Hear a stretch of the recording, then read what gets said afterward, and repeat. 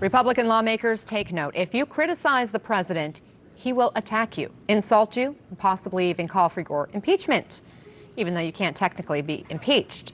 Senator Mitt Romney is finding that out right now. I'm hearing that the great people of Utah are considering their vote for their pompous Senator Mitt Romney to be a big mistake. I agree. He is a fool who is playing right into the hands of the do-nothing Democrats. Hashtag impeach Mitt Romney. Those words from the president in an earlier tweet. The president called Romney a pompous expletive. All of this because Romney called the president's public appeal for China and Ukraine to investigate Joe Biden, quote, wrong and appalling. Van Jones is back with us. Also with us now, CNN political commentator Tara Setmer. So, Tara, what role do you think fear of Trump's attacks plays in congressional Republicans' refusal to take him on over almost anything? I'd say it's 99.9% of it. Mike Murphy, former Republican operative, said that if you took a secret ballot of Republican senators concerning impeachment, probably 30 would vote to impeach him. Donald Trump is hated by most members of Congress here in Washington, D.C. They're just too cowardly to admit it in public because most of them, they don't think they can withstand the onslaught of childish insults that Donald Trump will unleash on them on his Twitter feed or at his rallies. Mitt Romney doesn't have to really worry about that. He just won his seat. He's got 5 years to go, so he doesn't have to worry about that. Mitt Romney, Donald Trump only won 45% in Utah during the election, which was the worst in a generation for a Republican. Mitt Romney is sitting pretty, solid with his folks in Utah. These attacks about he heard people are regretting it, that's a bunch of BS. Just like any time he starts a story with sir, someone said sir, we already know. Our Daniel Dale, our wonderful fact checker here at CNN, always talks about most of the time whenever a sir story starts, there's no evidence to back it up. So this is just the president not being able to take the fact that someone's standing up to him and sending a message to others that this is what I'll do to you if you speak out. And seriously, right.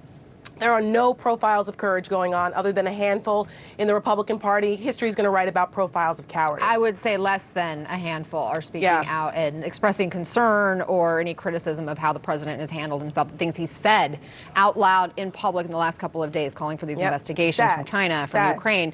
But Mitt Romney, for whatever reason, seems to really get under the president's skin, Van. Mm-hmm. I mean, today, the president has spent either all his time golfing or tweeting about Mitt Romney, as far as we know. Why does Mitt Romney really get to him? Trump attacks people he thinks that are strong and a threat to him. And he's very effective at identifying where the threat's coming from. Part of the reason why he's going after Biden. Why is he pulling in all these foreign governments? He wants to mess up Biden. He wants to dirty up Biden. He wants to drag down Biden. Why? Because he knows he can't beat Biden head-to-head. Every poll shows that. Why is he going after Mitt Romney? Mitt Romney has the standing to stand up to him. Mitt Romney has an independent base. His family has an independent story. The Romney family is as important in the Republican Party as any family. And so he can stand up. And so Trump goes after strength. And so you're going to see him doing that. Also, I think we have to remember the hold that Trump has on the Republican Party isn't just because of the tweets and that sort of stuff. He also has very intelligently engineered a coalition around him. The economic right supports him because of the tax policy. The religious right supports him because of the judges. So there's more going on there that's giving him this extra strength. And then he secured a base of support for himself in the party, and then he goes after anybody who stands up against him. It's a very formidable strategy. We can name the 3 Republican lawmakers who have stood up. It's Romney, it's Senator Ben Sasse, and Congressman Will Hurd. Those are the 3 who've been critical of the president's dealings with Ukraine when contacted by CNN. But I do want to pull up a new tweet. Adam Kinzinger also came out and said something, and then there was the congressman out in Nevada who supported the impeachment. So it's a handful. Those were the ones that were contacted by CNN and who actually responded to us. But I want to put up a new tweet from Senator Marco Rubio, and then I'll let you weigh in here, Tara. He writes this: before we nullify the results of an election or dismiss some very serious accusations as an attempted coup, maybe it would be a good idea to try and gather all of the facts and then give some thought to what would be in the best interest of our country. I don't know, just a thought. So, Tara, we're in contact with Rubio's office as we speak, trying to get clarity on the senator's exact position on impeachment and the inquiry, at least. But at the very least, do you see this as maybe him having an open mind? And if so, should that worry the president? You know, Marco Rubio has been one of the biggest disappointments for me throughout this whole ordeal. I supported him during the election and thought he would have made a great president. But after his acquiescence to Donald Trump and just his really mealy-mouthed, half-assed kind of criticism here and there, maybe sort of, is really disappointing. Marco Rubio knows better. He knows that what the president is doing is unacceptable. He's been one of the biggest outspoken critics on foreign affairs, particularly against China and other corrupt regimes, and here he can't bring himself to come out and say that what the president has done is unacceptable. Maybe all the Republicans need to go back and reread what our founding fathers said when they were crafting the Constitution, like James Madison worrying about, a president possibly losing the trust to a foreign power. Maybe they need to be reminded of that. They all want to walk around with constitutions in their pockets. They used to do that when Obama was president and bring it out and talk about how Obama violated the Constitution all the time. Well, maybe they need to go back and read it, because what these Republicans are doing by not saying anything, at least denouncing a president going to foreign powers and abusing his power to influence an American election, at least they can come out and say that. There's been already a lot of evidence that they could come out and condemn, but they won't because they're cowards.